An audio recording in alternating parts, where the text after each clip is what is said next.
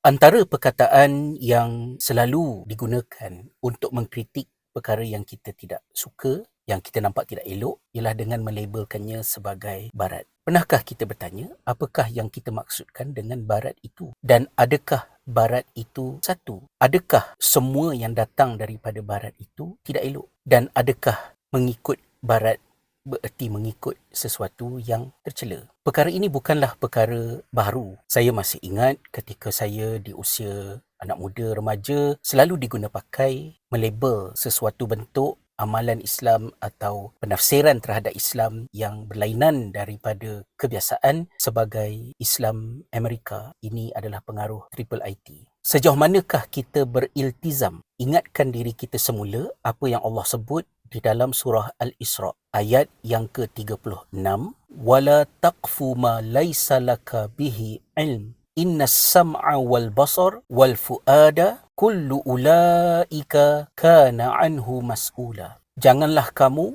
melontarkan perkataan yang kamu tidak ada ilmu mengenainya. Sesungguhnya pendengaran, penglihatan serta hati dan akal fikiran kamu, kesemuanya itu akan dipertanggungjawabkan. Jika kita mengecam barat itu sebagai segalanya yang tak elok, yang keji, kita mungkin membutakan mata kita daripada lebih 40 juta ataupun 50 juta umat Islam yang berada di Eropah. Dan jumlah mereka yang memeluk Islam begitu laju bertambah daripada semasa ke semasa dalam tahun-tahun kebelakangan ini. Dan negara-negara yang rendah jenayah masih ada tempat pintu rumah tak perlu dikunci, pencuri tak masuk, wallet tercicir di tengah-tengah ibu negaranya boleh dapat semula dengan jumlah duit yang ada di dalamnya. Negara-negara yang terselamat daripada korupsi orang-orang politik, pemerintah, pentadbir, birokrat, banyaknya datang daripada negara-negara yang di sebelah barat ini. Tapi saya tidak sama sekali bermaksud mengkuduskan kerana banyak perkara tak elok yang berlaku di barat ini yang membimbangkan kami sebagai umat Islam minoriti yang tinggal di Eropah ini. Tapi kita kena belajar agar kita tak buat apa yang quote-unquote barat pernah buat kepada kita sendiri. Pada sekitar tahun 2010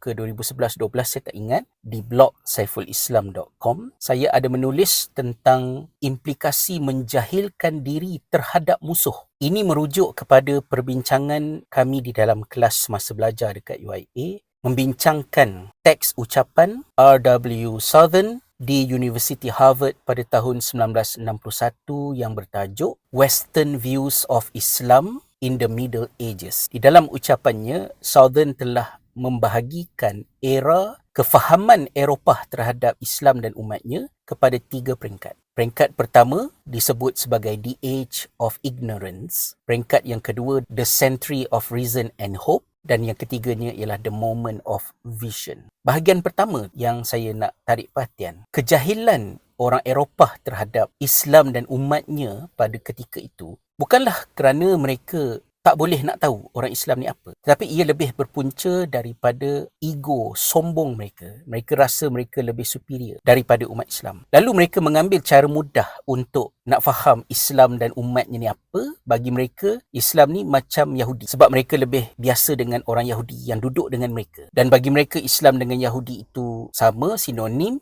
Antaranya ialah kerana Islam dan Yahudi itu agama yang monotheis, agama yang menolak konsep Trinity. Dan bila mereka menyamakan orang Islam dengan orang Yahudi, mereka juga memandang rendah kepada orang Islam sebagaimana mereka memandang rendah kepada orang Yahudi, macam yang Shakespeare tulis di dalam The Merchant of Venice. Tapi mereka tahu pandangan mereka tu tak tepat sebab orang Islam tak macam orang Yahudi. Orang Islam di zaman berkenaan, di Age of Ignorance ini, berada di kemuncak ketamadunan mereka. Baghdad, Spain dan lain-lain.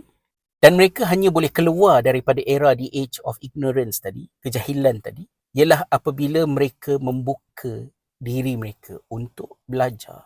So, untuk tidak memanjangkan perbincangan kita ni, sebagai orang Islam, umat Islam, kalau kita selama ini disalah tanggap oleh Eropah, oleh quote-unquote barat tadi, menjahilkan diri mereka sendiri terhadap musuh mereka, lalu menulis, bercakap dan berpendapat yang salah tentang kita dan kita marah. Kenapa kita buat benda yang sama kepada orang-orang di sebelah quote-unquote barat tadi? Kalau Al-Quran selalu menyebut idfa' billati hiya ahsan, balas dengan sesuatu yang lebih baik. So kita tak boleh balas dengan lebih baik kecuali kita membalasnya dengan percakapan yang berasaskan kepada ilmu. Dan ilmu mengajar kepada kita kebaikan itu adalah hikmah yang tercicir untuk orang-orang yang beriman kutip di mana-mana sahaja mereka temui. Benda baik yang jumpa dekat barat, ambil. Benda baik yang jumpa kat timur, kutip. Benda salah yang dibuat sendiri oleh orang Islam, akui. Benda salah yang dilakukan oleh orang barat, jelaskan, kerana kita perlu berlaku adil.